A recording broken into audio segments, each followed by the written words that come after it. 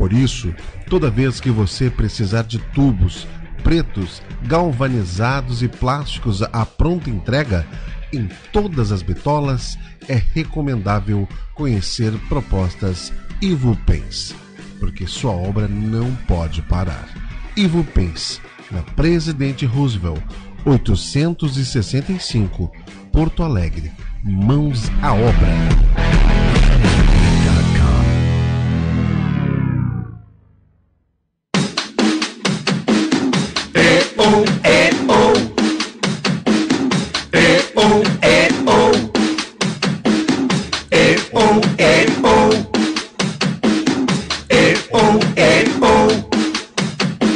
Sapo que chama chuva e que diz que foi, não foi. A mulher que pega foice tem o traje de viúva. Raposa que come uva tem o dente degotado. Homem que faz machado já pode chamar ferreiro. Nego do beiço coveiro tem o pé aparentado. Rádio Web EO. Aqui se faz, aqui se Rádio paga. Web EO, a melhor relação custo-benefício para qualquer verba. Aliás, para anunciar na Rádio EO, é bom dizer que aceitamos verbas inferiores a R$1 milhão. Não ficou muito bom, acho que eu tô gripada. EO.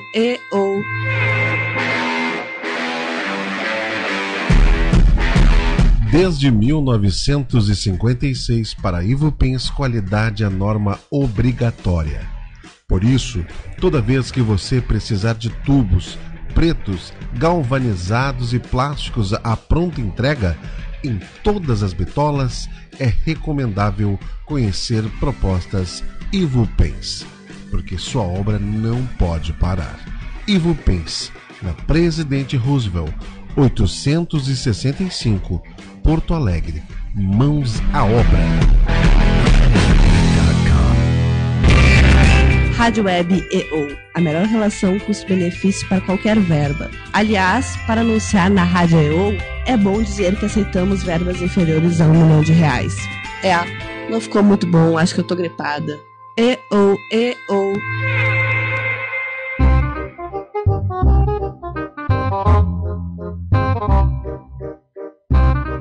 Dicas de Angela Dipp. Rádio Web EO. Aqui se faz, aqui se paga. Bah, que tri.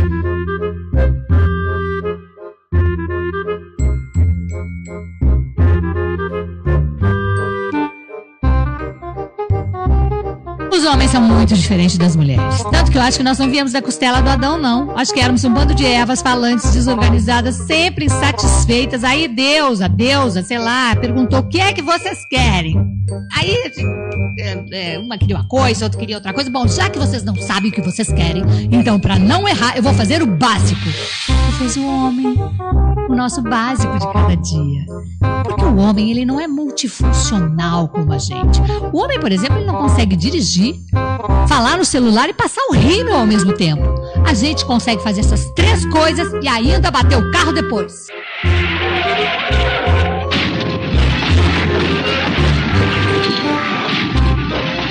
Rádio Web EO. Aqui se faz, aqui se paga. A fuder.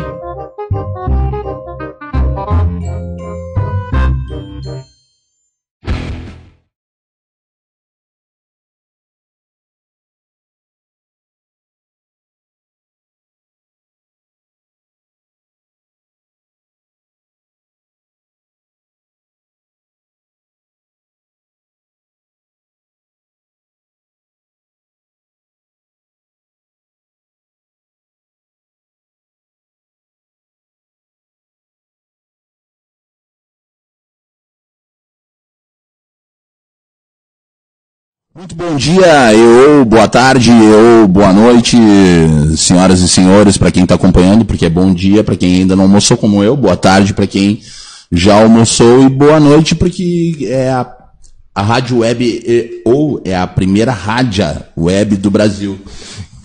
Nós adoramos as mulheres aqui, então ela é rádio, ainda mais agora em Copa do Mundo, e hoje com a notícia que não vai ser mais o Galvão Bueno que vai narrar a Copa do Mundo feminina. Colocaram uma mulher para narrar a Copa do Mundo, nada mais justo, até porque ninguém mais aguenta o Galvão Bueno. E boa noite porque quem assiste a Rádio Web pela web pode estar assistindo a gente lá na China agora, né? Então, um beijo para os nossos telespectadores chineses. Comi palhacitos hoje, estou bem engraçado. Um oferecimento de Vivo Pens, artigos hidráulicos e Motel Mumbai. Só o Júlio que não vai, né, Jefferson? Nunca veio nenhum voucher pra cá pra gente, velho. Mas é isso, galera. Muito, muito bom dia. Hoje recebendo aqui o Celso Rodrigues, que é do Instituto Pensar, parceiro, já esteve conosco. A Rosângela Martins, que é agente penitenciária e faz um trabalho, ela é facilitadora de cursos de justiça restaurativa desde 2011. E o Gustavo Pereira, do projeto Sorria, gestor de pessoas, inteligência competitiva e palhaço. Principalmente palhaço. Exato, melhor. Eu ainda sonho em fazer um curso, porque eu trabalho com tantos palhaços, nos projetos, e eu sempre fiquei com sempre tive aquela pulguinha assim, de vontade de trabalhar e de estudar, né, o clown e, enfim, todas as vertentes, e que uma hora eu vou ter que conseguir parar, e até porque a Renatinha do Projeto Viver de Rir me cobra muito isso também. O pessoal da Evoluindo já esteve aqui também conosco. Evoluindo, bom, né? Bom, né? E tem os doutorzinhos também, que o Giovanni Modica é um grande parceiro meu, e ele já até, inclusive, me batizou, disse que eu vou ser o palhaço panela, por conta dos cozinheiros do bem. Palhaço das panelas. Pode ser, mas o palhaço panela também achei bacana, e, enfim, uma hora ele aflora, porque eu já... Bom, eu costumo dizer que eu tenho dúvida se eu sou esquizofrênico, porque diz que esquizofrênico que fica o tempo todo fazendo piada, né? Diz que é uma válvula, assim, dentro da esquizofrenia. E eu tô sempre fazendo palhaçada, falando alguma coisa para tentar tirar um sorriso de alguém, porque, enfim, a gente já vive num mundo onde tem tanta propagação de ódio que eu acho que trazer o humor pro dia a dia é essencial, né? É essencial. Eu acho que tu tá mais pra trazer humor e coisas boas pro dia a dia do que esquizofrênico. Não, com certeza. Que seja um esquizofrênico do bem, então. Não, mas a minha esquizofrenia sempre seria do bem, porque na real é o seguinte, cara, eu falo isso... Mas a esquizofrenia... É que não, eu sei que é um assunto bem delicado, mas o meu humor também sempre foi meio pesado, assim, então... Mas eu acho que... Eu entendo de humor pesado também. Eu também, nós dois. Bate aí, essa foi ótima. Rir de si mesmo é o melhor remédio, cara. Sim. Não, e antes o cara rindo da gente do que os outros também tirando sarro da gente, né? Uma coisa é... Até porque uma certa esquizofrenia nos dias de hoje é saúde, né? Claro que é. Eu acho que qualquer coisa que tire... Tu tá falando em que sentido? No sentido de que o humor é, acima de tudo, ele é um deslocamento, né? Sim. Tu sai do lugar, tu tira as pessoas do lugar, tu também sai do lugar, e muitas vezes tu faz pensar, né? O humor tem esse poder de gerar movimento, né? E o movimento faz pensar, e fazendo pensar, tu já tá olhando diferente pro mundo e já quer mudá-lo também, né? Sociólogo é sociólogo. Sociólogo é sociólogo. Não, sentiu pegar... É aquela coisa que ele falou agora, né? Ouvindo assim. Se tu vê uma criança na rua e um palhaço, tu para pra olhar, porque te tira do sério. Com certeza. Sai hoje vestido na rua, que nem o pessoal da Viver de Rir, do Evoluindo, que tu falou. Eu fui um dos fundadores do Evoluindo junto com a Ana. Legal, e aí depois eu acabei... Ela foi pra parte de hospital, pra cuidar dos paliativos, e eu fui pra esse outro lado. E, cara... Tu vê um palhaço na rua, tu para pra olhar, porque tu quer uma satisfação daquilo, porque ele mexe contigo. Então essa questão aí, entra toda a parte psicológica, do neocórtex frontal. Quando eu vejo um palhaço, o que eu enxergo? Eu passo a enxergar minhas sombras. E aí, será que eu quero que ele veja o meu lado ruim? Talvez é por isso que tem tanta gente que tem medo de palhaço? Provavelmente. E é por isso que os psicólogos costumam dizer, eu não sou psicólogo, sou sociólogo, né, como já fui nomeado. Mas é ólogo. E os psicólogos dizem, né, que a alegria requer coragem, né? Exato. Porque é muito fácil tu ficar naquela zona de conforto, de uma certa melancolia, do não fazer, né? Uma espécie de situação estacionária, né? A alegria, né, é a prova dos 9, como dizia o documentário da Brené Brown, que está agora na Netflix, ela fala exatamente isso, né? Que a alegria é a mais vulnerável das coragens. Sim. Que realmente para te dispor alegre, né? Cara, para te dispor alegre para alguém e fazer a alegria dos outros, tu tem que estar muito vulnerável. E coragem. Tem que ter coragem. Até que chega meio alegre num ambiente de trabalho, assim, normalmente tu expõe uma certa alegria, as pessoas estranham, né? Meio alegre é que nem meio grávida. Meio grávida. Ou o cara tá alegre ou o cara tá triste, não tem esse meio. Fica meio ressabiado, assim, as pessoas não acha, Rosângela? O que tu acha desse assunto? Eu tô bem intrigada, porque eu sou reconhecida por não ter senso de humor. Ai. Então vou fazer cosquinha, né? Agora tá sorrindo. Tô um pouco preocupada aqui. Não, mas... eu não rio também de qualquer coisa, na verdade, né? Tenho meio seletivo, assim, às vezes eu tô achando algo muito engraçado e eu tô olhando todo sério. Não caio na gargalhada, sabe? Porque eu gosto do humor ágil, do humor inteligente, então quando as pessoas estão fazendo algo que é muito interessante, muito engraçado, eu fico sério analisando e fico pensando, cara, como é genial isso, sabe? Como o humor é genial, né? Exato. Gente, mas assim, a pauta hoje não é humor só também, a gente tá aqui pra brincar, pegadinha.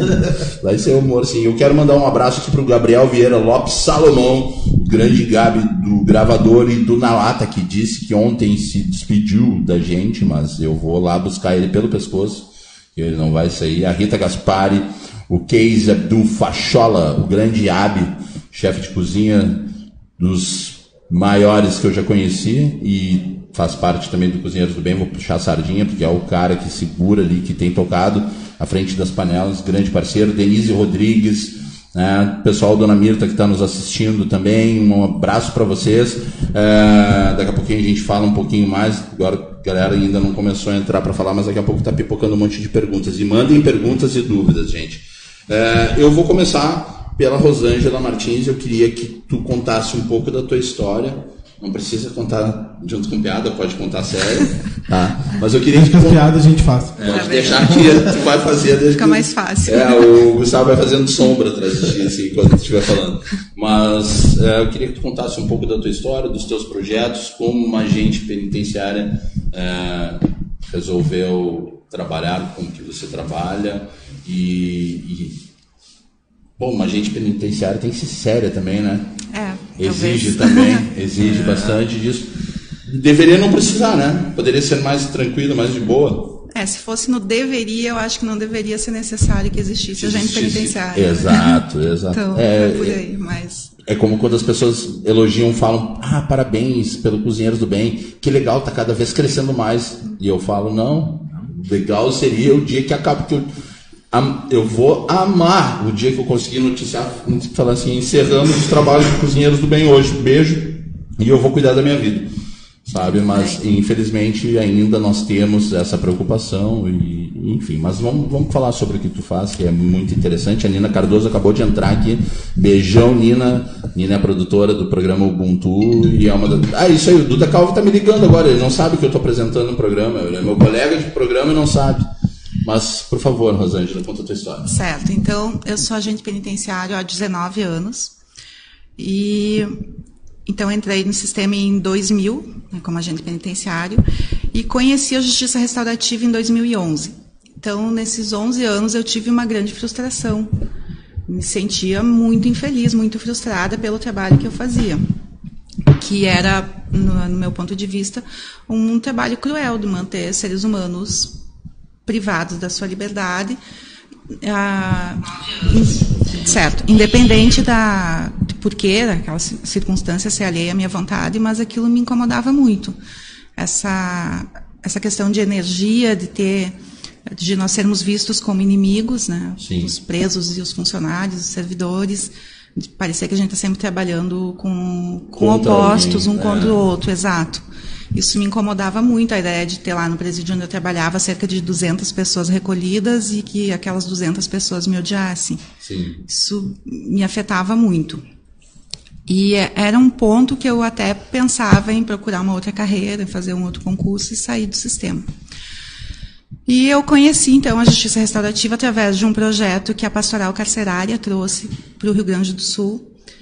Foi uma parceria que foi feita com a Escola do Sistema Penitenciário na época, do Serviço Penitenciário. E foram formadas 3 turmas naquele ano, participei de uma delas e me apaixonei. aí me trouxe uma perspectiva de que eu podia fazer algo de útil com aquele trabalho, né? Que o sistema não precisava ser só cruel. E de 2011 até 2015, 2016, foi um tempo só de estudar, de aprender mais sobre justiça restaurativa e procurar alternativas de aplicar no sistema. E foram 5 anos muito difíceis, porque as pequenas possibilidades que a gente enxergava não conseguia concretizar. Hoje eu entendi isso, que na verdade as pessoas, a sociedade de modo geral, não quer que o sistema prisional mude. Sim. Quer que continue sendo aquele quadro de horrores que sirva só como punição, exatamente.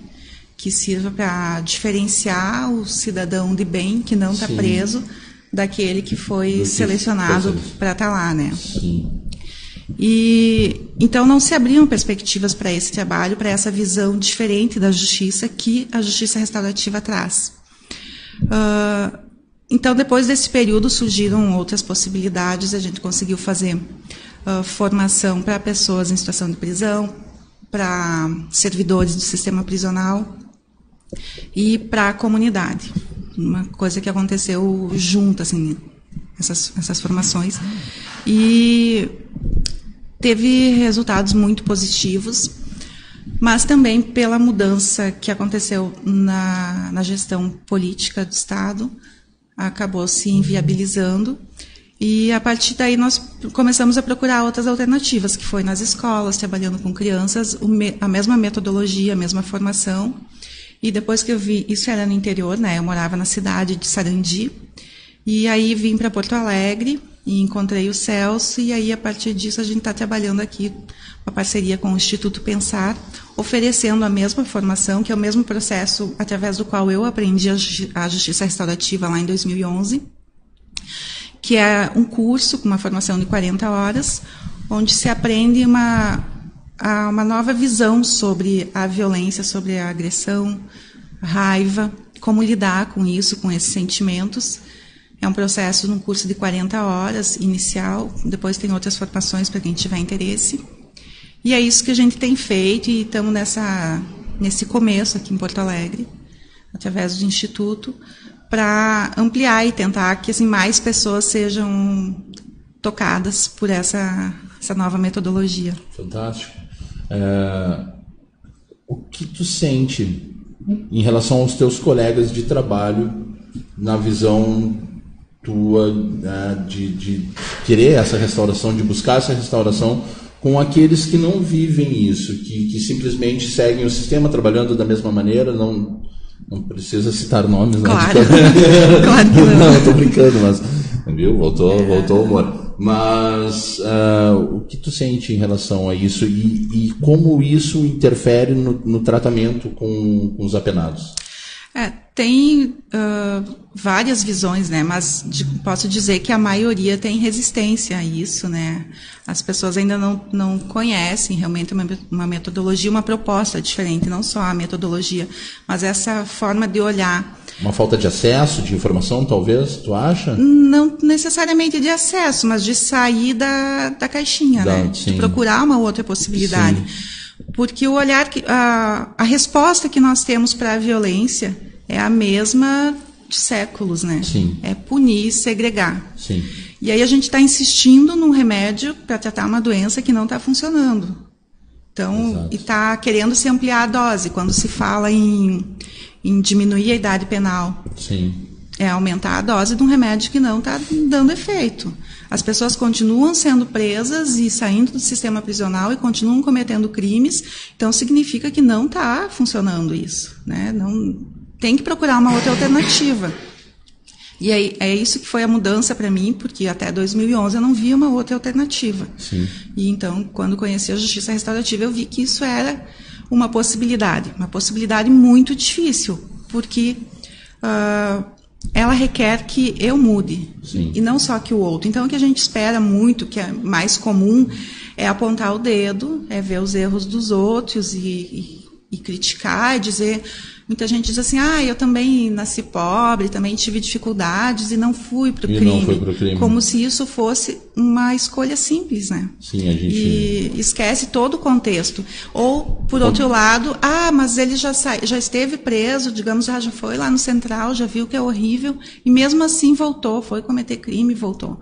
Tá? Aí eu digo, por mais que nós oferecêssemos o sistema prisional ideal, aquele que a lei de execução penal prevê, seria suficiente a pessoa passar 5, 10 anos da sua vida segregada e ela sair para a sociedade, que em 10 anos mudou completamente. Sim. A família mudou totalmente. Sim. Mas ele também vai voltar para o mesmo meio social. No mesmo contexto social. Com um agravante de que agora ele tem um carimbo, né? Sim. De que ele esteve preso.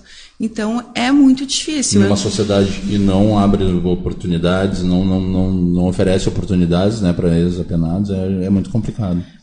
Então, assim, uma coisa também que é importante, que a justiça restaurativa prevê e que as pessoas não têm conhecimento disso, é que de forma alguma, ou tudo isso que eu estou falando é para justificar o crime, de forma alguma, mas é buscar uma outra forma de responsabilização. Sim.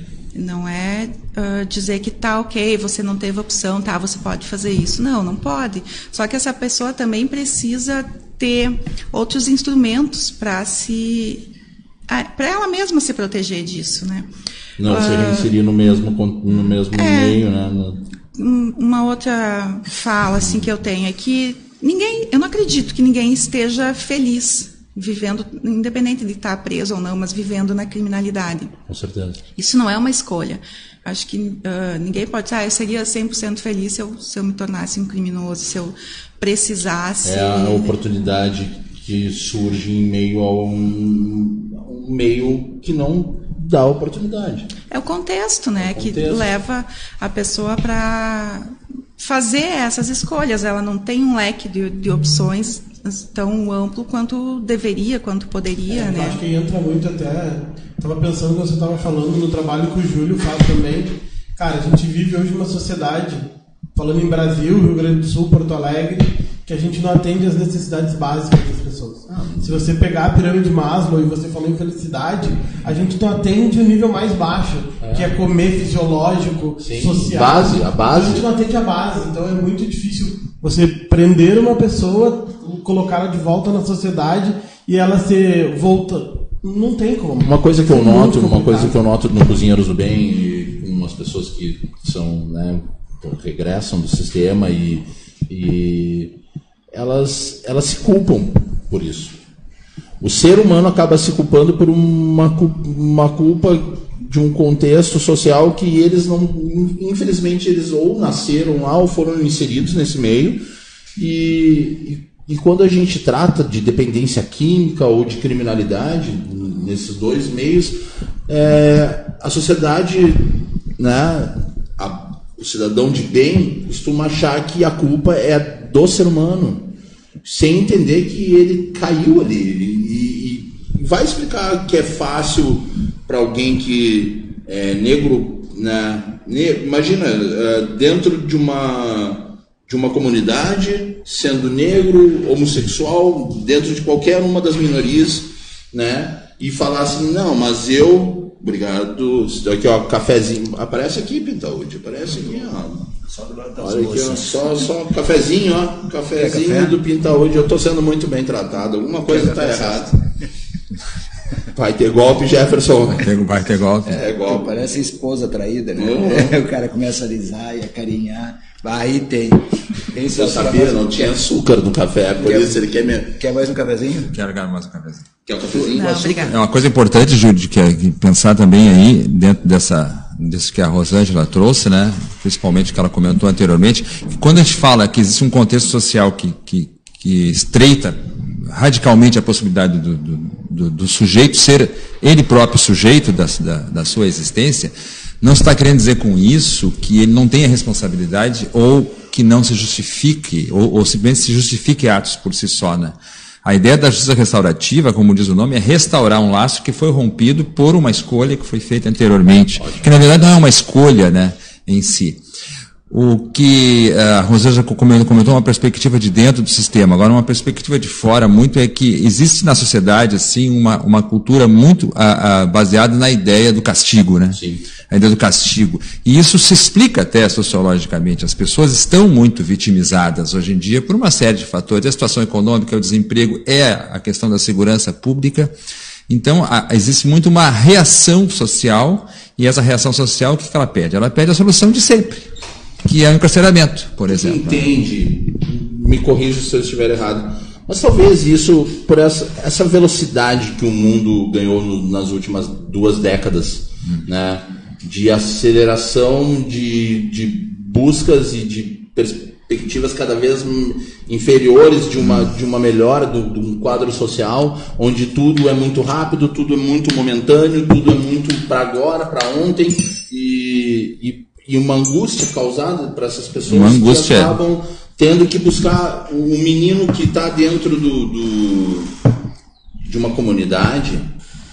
Há 30 anos atrás, numa favela no Rio de Janeiro, por exemplo, não existia essa busca pelo poder como hoje em dia tem através das redes sociais, que mostram para o menino que ele tem que ter um tênis, que ele tem que ter o cordão de ouro, que mostra uma lógica do consumo, um glamour da criminalidade, sabe? Onde tem, poxa, tu vê a maioria desses clipes de funk, sabe? Falando sobre crime, exaltando o poder do crime, levando isso para que as pessoas pensem, não, essa é uma possibilidade legal de se viver, e dessa urgência acaba aumentando, e a necessidade de ser tão rápido. Eu queria que dentro, né, da tua visão como sociólogo, tu desse o teu contraponto sobre isso. Existe um termo existe um termo na sociologia que é a acumulação social da violência. Toda a sociedade faz um processo de acumulação social da violência. Sim. O que nós vivemos hoje em dia, tu já mais ou menos descreveu esse cenário, né? É isso, a gente vive uma acumulação social de violências que o cidadão sofre no seu dia a dia. Sim. E que ele reproduz. E como é que ele reproduz? Ele reproduz pedindo a punição, pedindo castigo, pedindo encarceramento, que é mais ou menos o universo que as pessoas conhecem, né? Elas pedem a punição, né? Eu sofri um castigo, digamos assim, eu fui vitimizado pelo desemprego, pela situação econômica, ou por uma situação até fui vítima de um assalto, roubo, qualquer coisa do gênero, e o que eu espero? Eu como vítima, eu espero responder isso também com mais castigo. Então a gente entra numa espécie de círculo vicioso, e a ideia da justiça restaurativa, como diz o nome, né, é restaurar o laço rompido, fazendo com que a pessoa consiga elaborar, né, o que se passou, o que aconteceu, seja ela vítima ou seja o próprio ofensor. E aí tu consegue, na metodologia da justiça restaurativa, fazer uma elaboração e ter o tempo que normalmente tu não tem. Porque a velocidade do nosso dia a dia, hoje em dia, ele impede a reflexão, né? Sim. A pessoa é sempre reativa. A gente vive sempre situações de reação. Assim como vive luta e fuga, né? A gente está sempre lutando, a gente está fugindo. A gente nunca está pensando no melhor. Numa mudança. Nós estamos ao meio-dia aqui na Farrapos, que a gente sabe que é uma região próxima da rodoviária. Sim. Perigosa. Se a gente sair agora e vir alguém caminhando atrás de nós, a gente vai pensar que vai ser assaltado. Todos os dias eu ando aqui com esse receio. Por que a gente Infelizmente, não dá para sair desse cenário, digamos assim, que se vive essa situação de segurança. Nós falávamos agora há pouco sobre o poder do humor, né? E conversávamos com o Gustavo a respeito dessa força. Na verdade, o humor faz isso também, né? Ele quebra um pouco essa rotina de vitimização, de velocidade, de não reflexão sobre as coisas. E a ideia da nossa proposta de abraçar as práticas restaurativas é nos voltar justamente para essa possibilidade de reflexão que permita com que a pessoa perceba o que se passou com ela, o ofensor, no caso, percebe os mecanismos que fizeram com que ele fizesse essa escolha e se consiga restaurar uma paz, né? E é importante que se diga assim, algumas coisas bem radicais hoje em dia, né? Uma pergunta que a gente tem que se fazer e as pessoas têm que se fazer, é perguntar assim, como é que a punição pode curar alguém de algum desvio? Como é que punir resolve? Sim. Mas ele vinha desde a nossa escola, né? Desde a escola. Há 5 anos de idade, quando a gente entra na escola, o estudante que é mais criativo, ele é punido. Ele não é exaltado. Não, vai pro cantinho do pensamento. Exatamente. Então, é uma prisão também, né? É uma prisão, não deixa de ser uma prisão. Cara, aqui, ó, o pessoal tá interagindo aqui conosco. O Elvis Esteves mandou maravilhas, esferas aí, grande mentor, professor Celso Rodrigues. O Elvis esteve conosco aqui. A Ana Elisa Vargas Borges dizendo que está muito bom. Carla Gonçalves, criminalidade não é escolha, perfeito. E a Joyce Ferreira, a prisão deveria ser restrição de liberdade, não de direitos.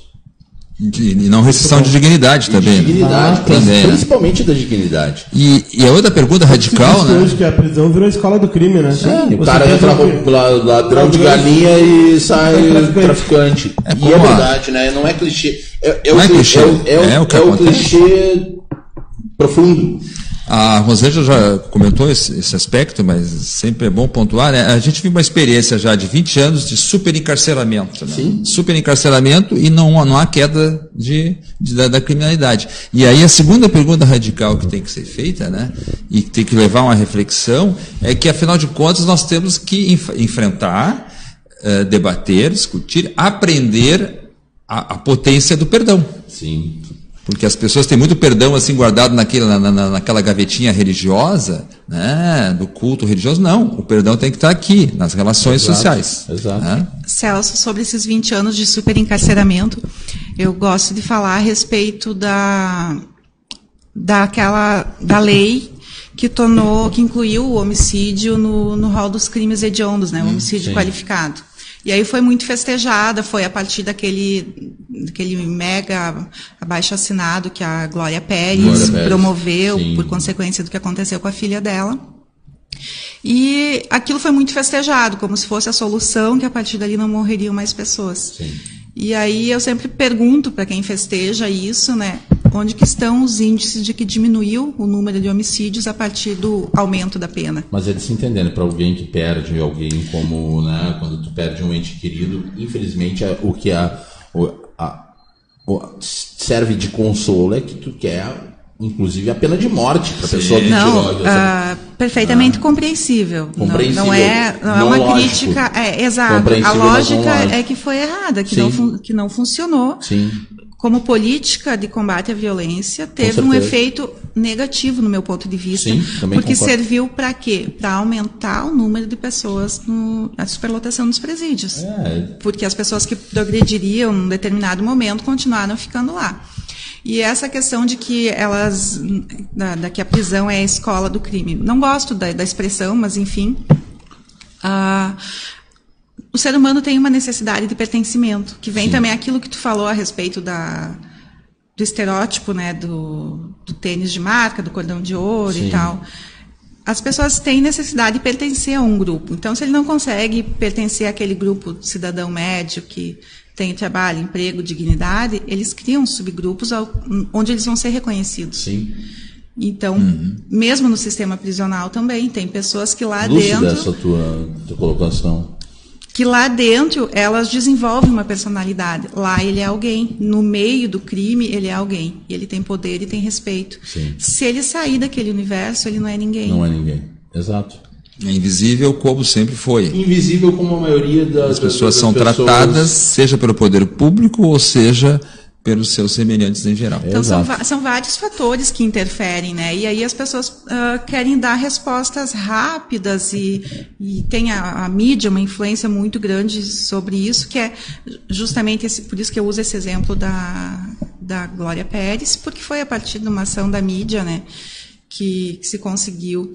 E agora está num retrocesso, um movimento, né, de aumentar a punição para tudo, de diminuir a idade penal, de liberar a arma, como se essas medidas fossem responder, enquanto a gente não quer olhar de fato para o problema, que é difícil, eu reconheço que talvez seja uma grande utopia, mas que não vou me furtar de reconhecer e de tentar fazer a minha parte, que é uma outra coisa que nós trabalhamos na Justiça Restaurativa, que é entender como é que acontece o desenvolvimento estrutural do conflito, que é a partir de mim. Por isso que eu tenho que mudar, porque um indivíduo, se ele tiver uma atitude hostil com os seus próximos, seu pequeno grupo, e esse grupo vai se tornar um grupo hostil, um grupo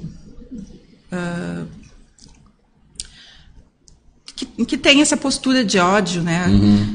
E isso vai repercutindo, e vai aumentando, e vai se tornando um bairro, uma cidade, uma comunidade. E isso acho que é o efeito que nós temos hoje, que também falou a respeito da celeridade das informações, de como essas coisas se propagam rápido, né? Então está muito fácil a gente se contaminar. Tu dá uma rolada numa página do Facebook, nossa, é verdade. É difícil se manter lúcido do que é realmente que está acontecendo. Concordo. Tu não tem para onde fugir, né? E é uma indução que vem numa sequência crescente. Quando tu pega porque é totalmente influenciador o que tu segue ali na linha, e não tem como passar e não interferir no teu humor, no teu quadro psicológico, porque às vezes tu tá rolando ali, quando vê tu te depara com uma notícia de uma tragédia. E, cara, isso tu tá buscando ali sem saber. Não é como tu pegar um jornal, por exemplo, pegar o Correio do Povo aqui, sei lá, e aí tu vira ali, tu vai saber, pô, eu vou ver a página de esporte, quero saber sobre esporte, né? Eu vou procurar o caderno social, eu quero saber o que tá... Não, cara, tu vai passando e é aquela caixinha, né, de surpresas que vem, e cara, e isso é o que a gente tem que ter mais cuidado ainda com os nossos filhos, né, e com quem ainda não consegue discernir, porque hoje tu vê crianças de 5, 6 anos rodando ali já, né, perguntando sobre violência. Aprendendo a ler, perguntando sobre violência. Eu tenho uma sobrinha, por exemplo, que ela várias vezes ela já foi mobilizada por alguma informação que, enfim, termina sendo capturada, né? Porque a mídia, na verdade, está o tempo todo presente na nossa vida. E, se a criança se mobiliza, ela vai perguntar, evidentemente que o adulto tem que procurar responder de forma esclarecedora. Mas eu não tenho a menor, não é teoria da conspiração, para mim existe uma lógica deliberada de tentar construir uma ideia de que a sociedade toda ela é assim.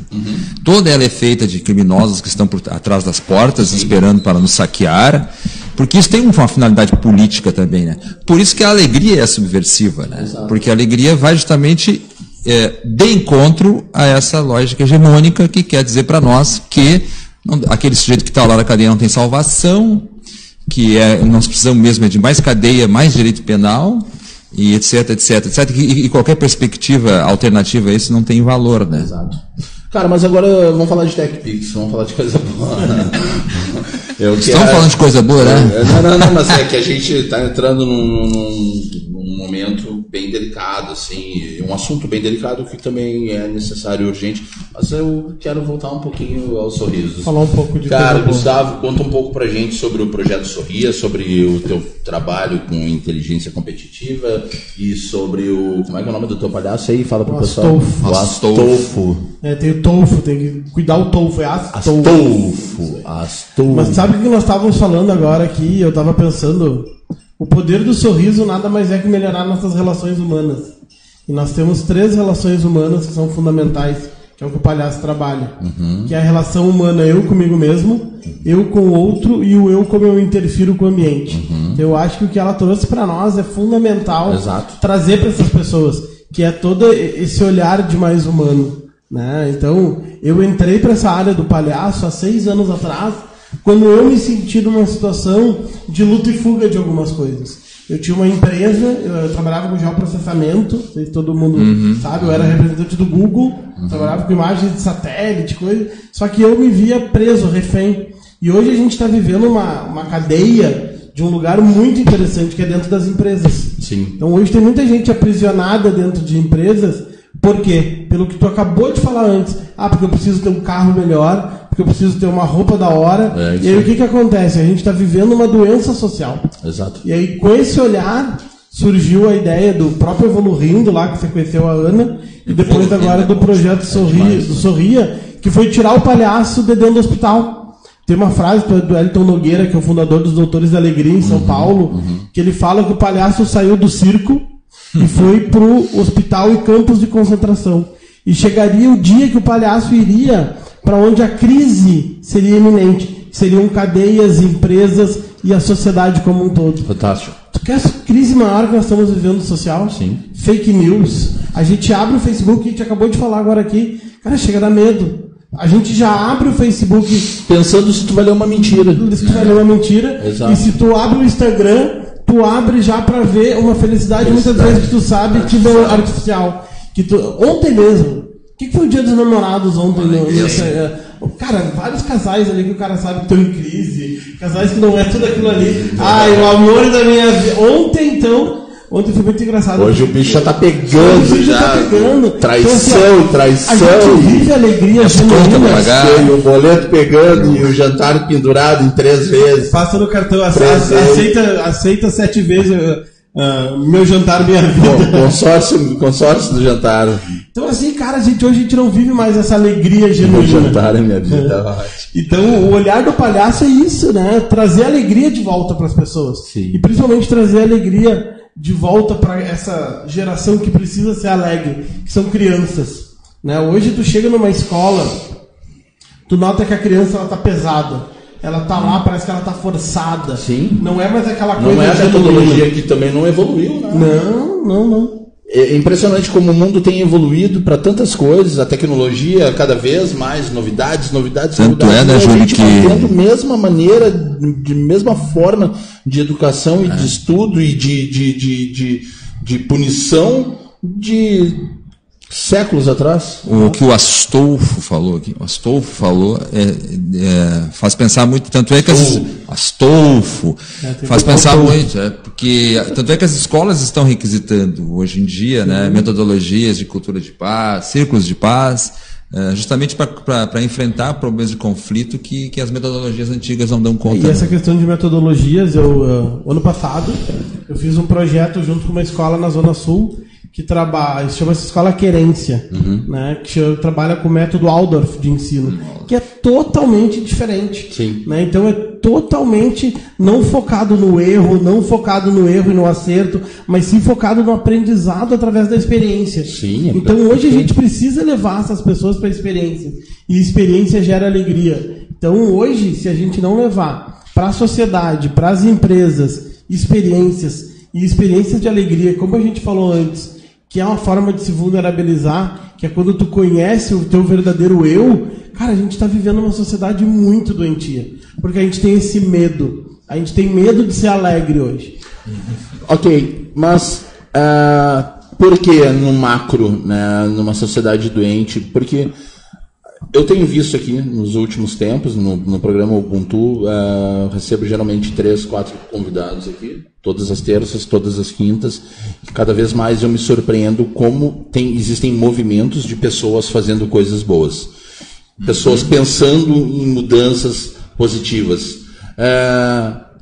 Aonde está isso no macro, né? Porque a gente nunca pode citar por exemplo, eu não posso falar de um problema social e falar que a culpa é do Bolsonaro, por exemplo, por armar a população ou por incentivar eu não concordo com ele, tá? Eu não. Não é exclusivamente, né? Júlio, não concordo, mas não é exclusivo. Não é exclusividade a culpa dele em fazer isso. Então, quando a gente fala no macro, a gente nunca pode citar uma pessoa, né? Enfim. Onde está essa sociedade doentia? Onde ela vive, essa sociedade doentia que busca o ódio, que dissemina o ódio, que prega o ódio? Quem são os mocinhos, quem são os bandidos hoje em dia? Eu sou muito da teoria meio Star Wars, tá? Eu também. Não existe mocinho e bandido. Star Wars. Mas existe o lado negro e o lado bom da força. Seguinte, cara, existe uma teoria chamada teoria U, que é a reinvenção das empresas. Sim. Nós estamos entrando numa zona que a gente chama que é a Era das Trevas. Sim. Então, cada vez mais vai se eleger Bolsonaros, Trumps, que são essas pessoas que disseminam o ódio. Sim. Porque a gente viveu, se tu parar para pensar, nos últimos 5, 10 anos, nosso ministro da Cultura, independente de partido, era o Gilberto Gil. Sim. Agora a gente não tem mais Ministério da Cultura. Sim. Então, é esse tipo de coisa. A gente... não deu certo esse modelo. Então vamos agora para o modelo radical. Vamos para o modelo que bandido bom e bandido morto. Pois é. Então, onde é que vive isso? Na nossa sociedade. A gente está vivendo uma sociedade doentia, que é o exemplo que ela trouxe de vamos prender bandido e botar mais tempo na cadeia. Não. Vamos fazer horta comunitária, vamos pegar o presídio central hoje de Porto Alegre e produzir comida para os cozinheiros do bem. Exato. Vamos ressignificar a sociedade. Claro. Só que a gente não tem tempo para isso. A gente tem que pensar de uma forma egoísta. Prende o cara, deixa lá 30 anos, tomara que morra. Cara, tá errado. Sim. Não é isso. Ele é um ser humano. Então, enquanto a gente não tiver esse olhar do ser humano mais sistêmico, mais como um todo, a gente vai sofrer muito ainda. E a teoria U coloca isso, que a Era das Trevas vai vir aí nos próximos anos aí para realmente aflorar pessoas que têm projetos como nós estamos falando aqui. Reconfortante ouvir isso. Nada reconfortante. Eu acho, por exemplo... Nesse momento vão surgir projetos como nós estamos aqui. Sim. Exatamente. Eu costumo comentar assim, essa reflexão... A resistência é dessa maneira. Essa reflexão que o Júlio provocou aqui... por exemplo, em sala de aula já veio essa questão colocada nesses termos assim, né? Mas eu sempre digo o seguinte: apesar de todas as crises que nós estamos vivendo, e é uma crise sistêmica, né, de um tipo de civilização aí capitalista que leva todo esse esgotamento do meio ambiente e do meio social, inclusive, né? Ainda assim é melhor viver hoje, o presente, o agora, do que outras épocas. É só a gente dar uma olhadinha pro passado, né? Exato. Eu não costumo ser nostálgico. Mas ainda assim, se existem esses ícones políticos do endurecimento, né? Eles não foram eleitos por todos. Sim. Eles não representam a totalidade, né? E se nós pegarmos assim, vamos pegar um exemplo macro, assim, né? Aquela pesquisa que foi feita, a Cabeça do Brasileiro, que foi feita há uns anos atrás. Me esqueço o nome agora do sociólogo, uma pesquisa que foi feita em nível macro sobre a opinião do brasileiro sobre vários temas. Aqueles que defendem bandido bom e bandido morto, por exemplo, estatisticamente, não chega a 40%. Recentemente foi feita uma pesquisa sobre a questão do armamento, também a resposta, majoritariamente da população, é a não liberação das armas. Sim. Então, eu sei que é difícil fazer esse olhar pelo que tu colocaste antes, né? Porque existe uma avalanche de informações que querem justamente tornar a manipulação, a vida social cinza. Sim. E fazer com que as pessoas acreditem que não há futuro. Exato. Mas isso que você colocou é muito importante, porque a gente progrediu muito em algumas áreas. Por exemplo, a área da medicina. Meu Deus, nossos avós, bisavós aí viviam até os 40, 50 anos. Hoje se vive até 90, 100 anos. Mas a nossa área cultural evoluiu nisso que eu e parece que ela medicina. começou a cair. Vocês já notaram que parece que a nossa área cultural ela está num decréscimo muito grande. E aí eu entro numa coisa que eu me lembrei agora, que eu tô fazendo a pós na PUC sobre psicologia positiva, e a cadeira de ontem era sobre felicidade.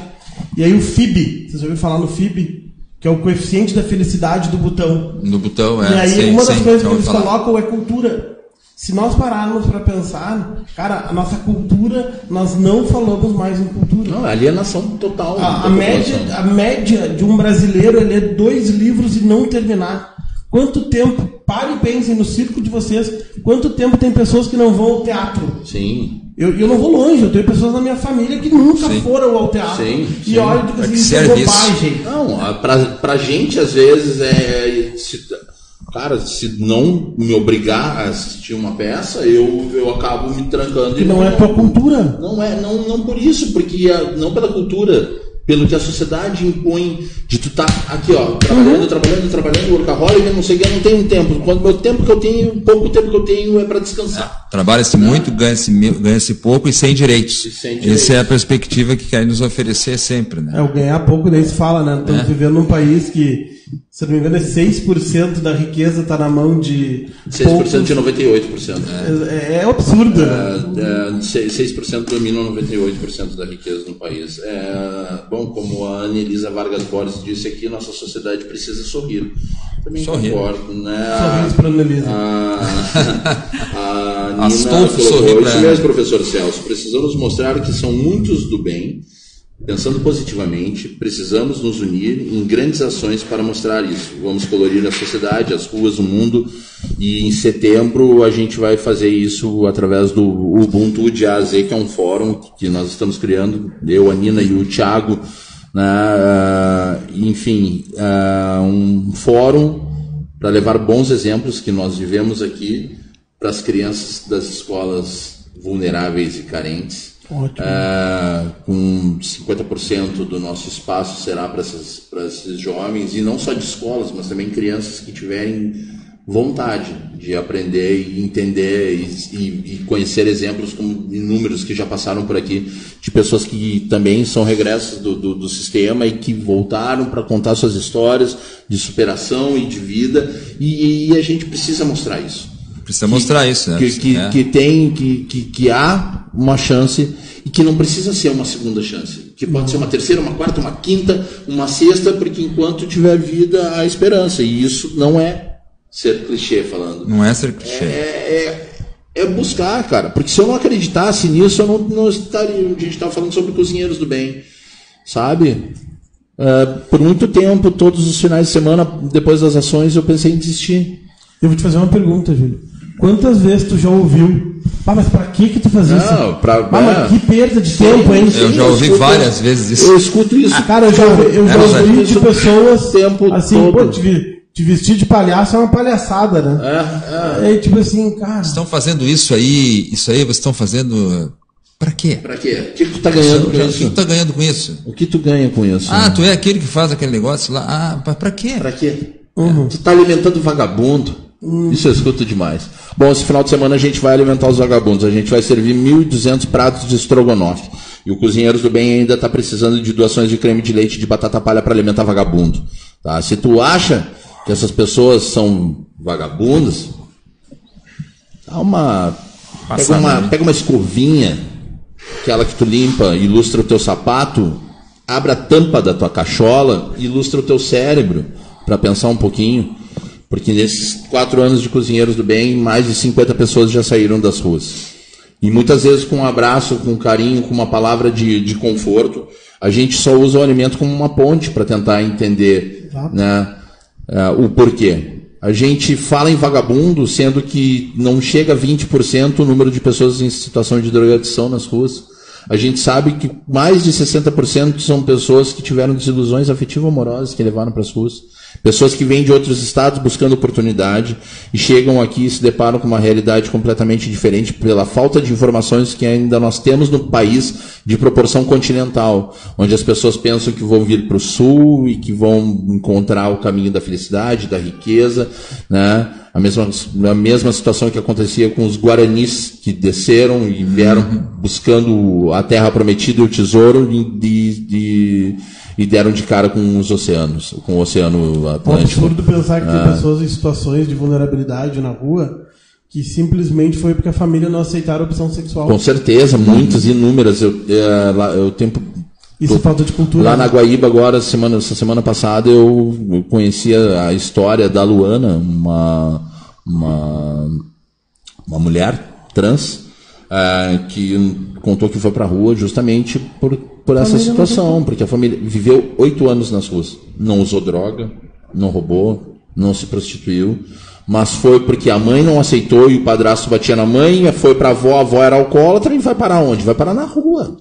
Então, assim, se a gente busca uma melhora na sociedade, a gente tem que cair na consciência de que 2019 anos de um calendário egoísta que nós vivemos, se não nos unirmos e não nos tornarmos Ubuntu, com essa consciência de espírito coletivo, de entender que somos o que somos, porque somos todos nós, e que não haverá mudança positiva se não nos unirmos.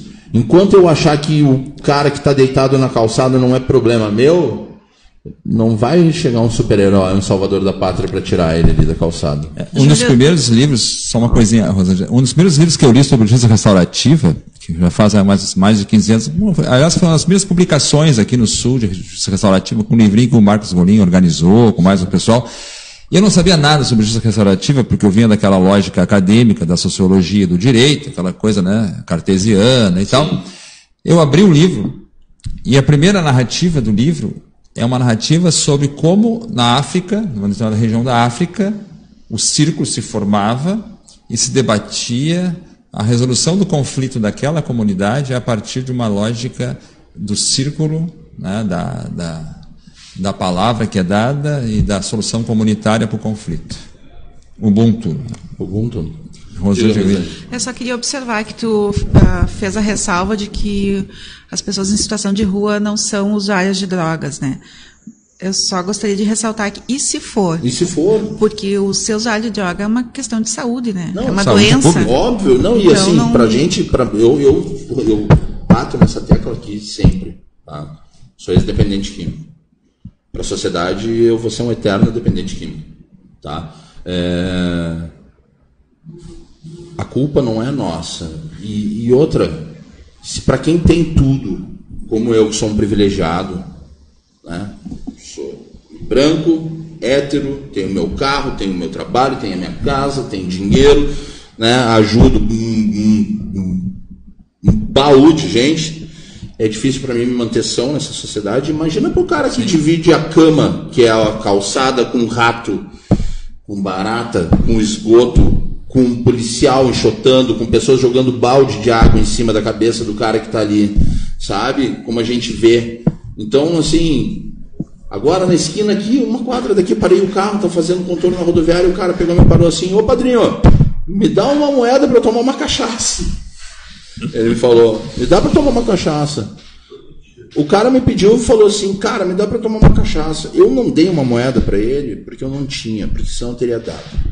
E aí, mas tu vai ajudar o cara a tomar uma cachaça. Eu prefiro prefiro puxar uma garrafa de cachaça e dar pro cara, do que daqui a pouco ele ficar ali o dia inteiro não conseguir pegar uma criança, uma mulher, assaltar, e acabar fazendo. Então, assim, essa hipocrisia que nós vivemos dentro dessa sociedade, que acha que a culpa é da droga. Cara, desde que o mundo é mundo, todo mundo se droga. A gente só não legalizou ainda a maconha no Brasil, a gente não legalizou o consumo de drogas, seja qual for, porque quem está ganhando dinheiro com isso está lá em cima, sabe? A gente já viu a realidade e a arrecadação em países como Canadá, como Holanda, como Estados Unidos, não só para o consumo medicinal, mas para o consumo recreativo das drogas, né? Para o uso recreativo das drogas. Por quê, cara? Porque tu vai pegar e vai falar que um cara é errado por fumar um baseado, mas esse mesmo cara não pode comprar um baseado e ele pode ir na esquina, sentar no bar, tomar 1 litro de uísque, chegar, bater o carro, chegar em casa, espancar a mulher. Tá tudo errado. Então, quando a gente pensa... Lógica distorcida, né? Então, só um minuto, gente. E, pessoal, assim, ó, infelizmente agora faltam 5 minutos para terminar o programa. A gente tem... Cara, esse programa tem que ter 2 horas. Fala assim, ó, falta 5 minutos para acabar o programa e a gente faz todo mundo junto. Falta 5 minutos para terminar o programa.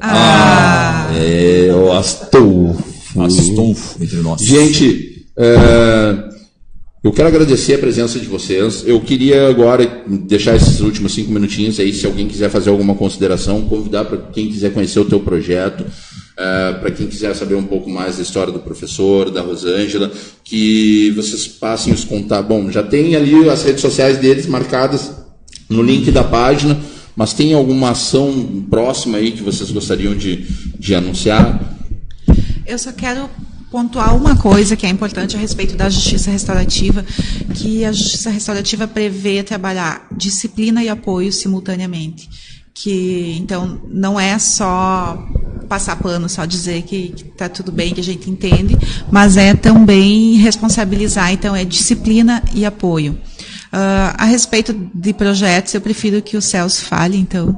A Rosane Martins Tasca mandou um abraço para a Rosângela. Minha irmã, ai. Tá aí, ó, viu? O Instituto Pensar, dentro da sua proposta, que já foi comentada aqui em programas anteriores, está aberto à perspectiva de formar turmas novas. Vamos ver se a gente faz um curso novo agora, em breve, com uma turma nova. Quanto mais pessoas pensando dentro de uma visão de restauração, de perdão social, né? Mais a sociedade vai ganhar, mais todos nós vamos ganhar, né? Com certeza. A Denise botou aqui, mandou: Bah, Júlio, é bem assim, fazer comida para vagabundo. Eu também escuto isso, mas tem vagabundo que tem coração melhor do que de muita gente. Meu querido Gustavo Astolfo. Deixa eu fazer um convite pra galera então. Convida aí. Pensando um pouco nessa ótica, eu e mais alguns amigos abrimos um espaço para todo mundo convidado a conhecer aqui perto do Praia de Belas, chamado Simplify. É uma ideia de uma casa colaborativa, um espaço colaborativo. Legal. Que é inclusive quebrar um pouco a ótica do cowork. Sim. É um espaço que pessoas precisem trabalhar. Então a gente está trabalhando de uma forma diferente lá. E na segunda-feira também, dia 1º de julho, a gente vai ter um evento chamado Quem Não Vive a Segunda Não Merece a Sexta. Que é o dia que ninguém faz nada, segunda-feira de noite. E aí a gente vai estar, eu, a Dani e a Grazi, conversando sobre esses assuntos. A Grazi é uma pessoa que trabalhava numa multinacional e foi fazer um ano sabático. Então ela está trazendo o olhar de fazer trabalho voluntário. Legal. E a Dani está trazendo alguma coisa na questão dos setênios, do germinar, que é essa questão das fases da vida. Então vai ser bem legal lá. Eu vou estar conversando um pouquinho sobre frequência da alegria. Então convidar o pessoal lá para ir tomar uma cerveja e bater um papo conosco. Boa, falou bem, gostei agora. Tá começando o jogo da seleção aí? Seleção brasileira. Só uma coisinha, Júlio. Quem a seleção joga? Austrália. Uma coisinha que eu queria lembrar, eu queria pontuar assim, de forma bastante visceral essa questão, né? E tu falava do futebol feminino, né? Aí já está a evolução, né? O futebol feminino era proibido no Brasil até 1979. Eu me apavorei com isso. Eu me apavorei com isso. Eu me apavorei quando eu descobri que na Inglaterra o futebol feminino foi proibido quando ele já lotava estádios. Sim. E depois só mais tarde liberado. Mas esse exemplo do futebol feminino é apenas um exemplo para mostrar que nós estamos sim numa sociedade melhor. Né? Com certeza. O próprio fato de existir uma reação contrária a se falar em direitos humanos. Mas bonito, desculpa, mas bonito mesmo vai ser quando essas jogadoras receberem o mesmo salário dos jogadores, né? Tudo bem. Dois jogadores. Mídia é muito bonito, é para inglês ver. O legítimo para inglês ver. Os que proibiram agora estão vendo, né, uma seleção tirando foto com as pernas cruzadas, tendo destaque, mas e o salário? Eu gostei muito de uma propaganda, não vou fazer merchan aqui, de um banco, que falou: eu conheço a Cristiane há mais de 15 anos. Sim. Eu conheço a Andressa há não sei quantos anos. E a seleção não é feita só de Martas. Sim. E aí nós patrocinamos a seleção brasileira feminina há mais de 15 anos. Fantástico. Eu achei assim aquela coisa... Fantástico do Itaú. Do Itaú. Tem que falar. Não, mas é que tem que falar, né, cara? Pô, eu acho que isso aí é valorizado, porque elas ganharam grana pra isso aí. Eu gostei. Não é fácil. Não. Não está sendo, né? Não está sendo fácil patrocinar esse cara. Ele se enrola, né? Quem gosta do bolo, né? Gosta do bolo, mas também tem direito de se regenerar. Tomara que ele melhore. Mas assim como existe, né, essa reação a se falar em direitos humanos ou outras práticas restaurativas, enfim, outras propostas a se criticar que se dê comida para vagabundo, fecha aspas, né? E isso mostra que existe também, por outro lado, de outro lado, um grupo grande de pessoas mobilizadas e a sociedade está sensível a essas coisas. Exato. Né? Exato. Isso aí. Pessoal, muito obrigado pela presença de vocês. A Rádio Web EO, o programa Ubuntu, o Projeto Cozinheiros do Bem, e eu, Júlio, estou aqui para o que for possível sempre. Espero que nos encontremos no palco do Ubuntu de A a Z. Quando? Setembro. Setembro a gente está estudando a data ainda, já estamos fechando o local. Vai ser lindo, com muitas oficinas, com todo mundo que passou por aqui vai estar lá. Estaremos lá. E, gente, resistência sempre, carinho, amor. Essa é a evolução que a gente busca para o nosso mundo. Um beijo no coração de todo mundo. Semana que vem a gente está de volta com mais programa Ubuntu. Segunda-feira tem um Na Lata. Eu quero mandar um abraço para o meu parceiro Quindim aí, uma boa recuperação. Agradecer ao Jefferson aqui por tudo na mesa, ao pessoal da rádio. Posso mandar um salve aqui? Manda um beijo pra mãe, pro pai, pra dizer que ele quer igual o programa da Xuxa. Pode falar. A dona Terezinha deve estar varrendo o pátio agora, mas eu queria mandar um salve aí pro Jean Andrade da Alvo Cultural, grande parceiro da Zona Norte, e um salve também pra casa do Hip Hop em Esteio, Rafa Rafuagem lá. Sim, boa, Rafa Rafuagem. Mandar um abraço para toda essa galera aí, Rose Martins, Tasca, parabéns aos cozinheiros do bem, beijo no coração de todos vocês. O Ubuntu, vamos dar-lhe para não tomar-lhe. Tchau. Eu que sei, fico quieto.